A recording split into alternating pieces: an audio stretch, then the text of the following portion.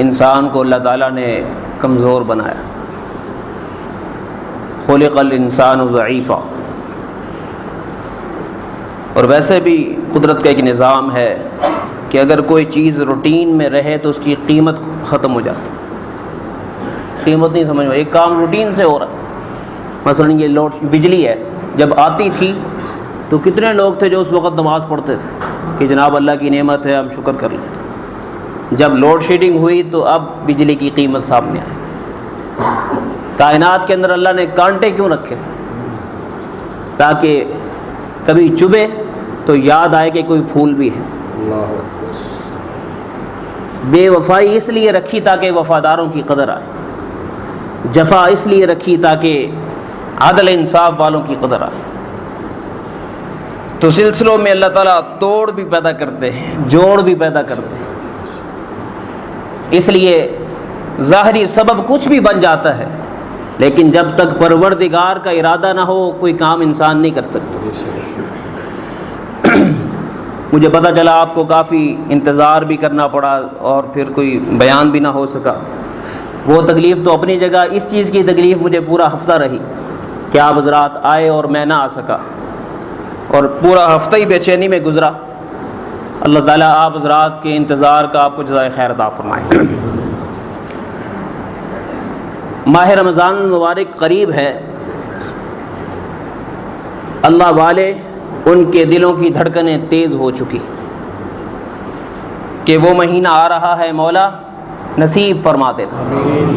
یاد رکھیے دوستو، مومن کی ایک نظر اگر دنیا پر ہوتی ہے تو دوسری نظر محشر کے میدان پر ہوتی ہے۔ جو صرف دنیا میں دیکھتا ہے وہ مومن کیسا؟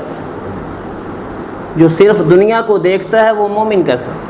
مومن کو اللہ نے دو نگاہیں دی کہ تو نے دنیا میں بھی سنبھل کے چلنا ہے، اور اسی وقت میں تو نے اپنی آخرت کے لیے بھی اپنے آپ کو تیار کرنا ہے۔ ڈبل کام ذمہ لگا، اس لیے اجر بھی اللہ کئی گنا بڑھا کے دیتے۔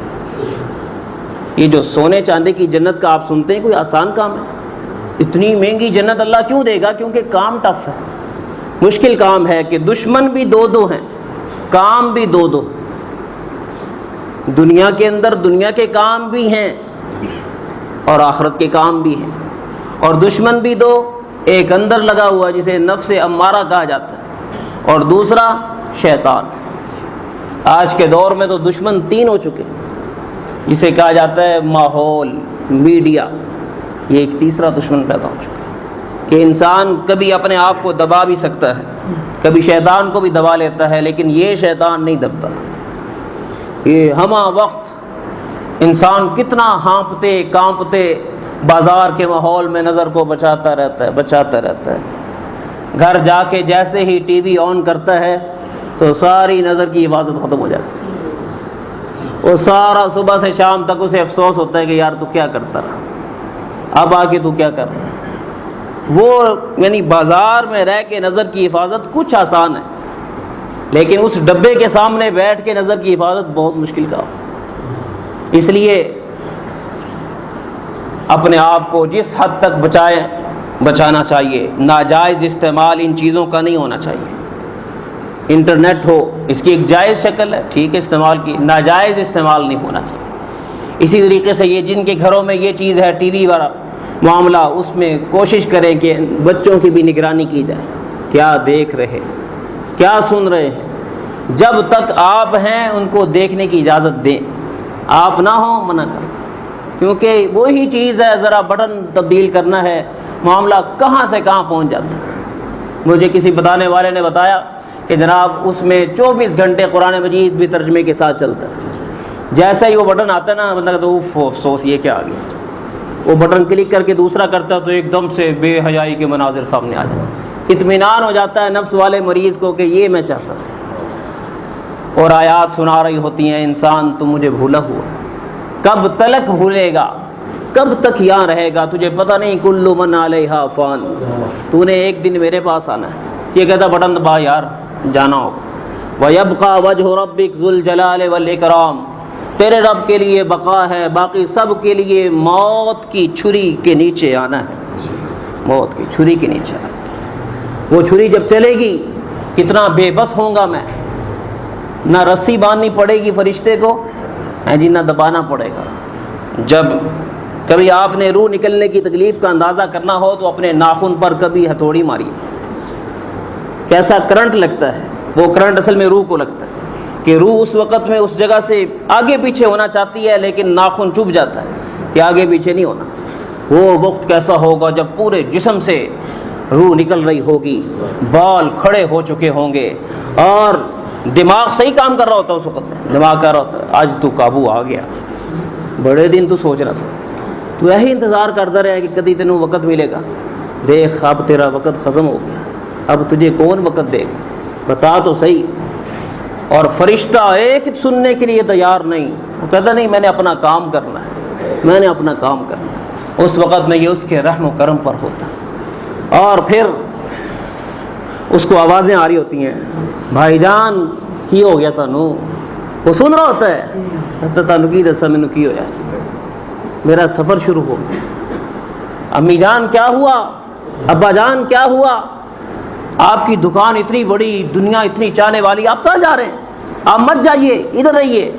وہ اندر سے کہہ رہا ہوتا ہے پگلے تجھے پتہ نہیں کہ یہ وہ گھڑی ہے، یہ وہ آنے والا ہے جسے کبھی کسی نے ٹالا نہیں، یہ آ کے رہے۔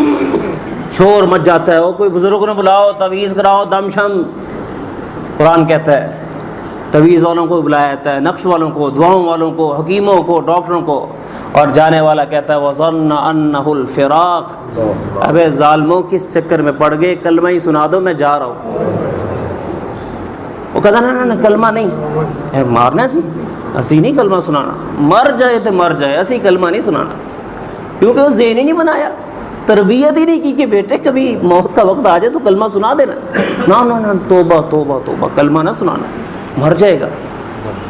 اور اسی طریقے سے آج کے دور میں ایک مصیبت یہ کہ گھر میں نہیں مرنے دیتے، گھر میں تو کوئی کلمہ سنا ہی دیتا، کہتا نہیں پھڑو نو لے آؤ اسپتال، ہاسپٹل میں کس نے کلمہ پڑھانا ہے، اس نے ایسی واشلیں اور ایسی وینز، ایسی پائپ، ایسے ٹیوبیں آپ کی ناک کے نتھنوں میں اور منہ میں ڈال دینی ہے کہ لفظ ادا ہو ہی نہیں سکے گا، پیک کر دے گا مکمل طور پر۔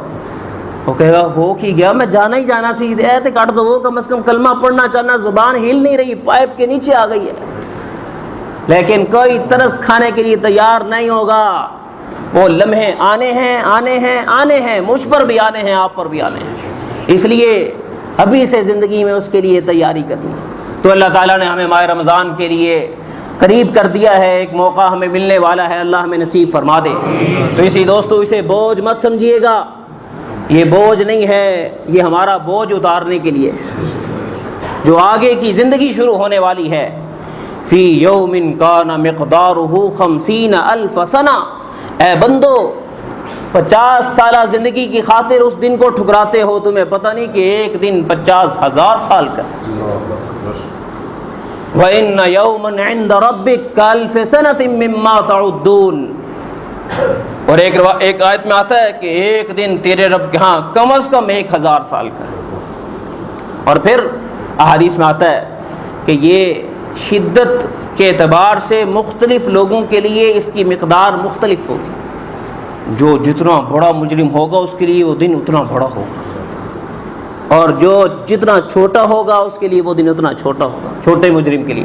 اور نیکوکار کے لیے کیسا ہوگا، جو رمضان کی گرمی سے گھبرا کر روزہ نہ چھوڑے اور تراویح نہ چھوڑے اور تہجد نہ چھوڑے اور دعائیں نہ چھوڑے، صبح کی مشقت اپنی جگہ، کاروبار پہ بھی جائے اور رات کو رب کے سامنے کھڑا ہو جائے، مولا میرا جسم میرے خلاف ہے پر میں تیرا بندہ ہوں، میں پھر بھی کھڑا ہوں، پورا جسم کہے بس کر یار سون دے تھوڑا، یہ کہ نہیں سونا قبر اس جا کے، ایتھے نہیں سونا، ایتھے بس آرام تھوڑا ہے تین کراواں گا، یہاں نہیں سونا، تو نے آگے سونے کے لیے جگہ آ رہی ہے۔ حدیث شریف میں آتا ہے کہ ایسے بندے کے لیے اللہ پاک محشر کے دن کو سکیڑیں گے، سمیٹیں گے، چھوٹا کریں گے، شارٹ کریں گے، مختصر کریں گے، اور اتنا چھوٹا کر دیں گے کہ جتنا مومن دنیا میں 2 رکعت پڑھتا ہے اللہ اتنا کر دے گا۔ اللہ ہمارے لیے بھی ایسا کرتا ہے۔ تو میرے دوست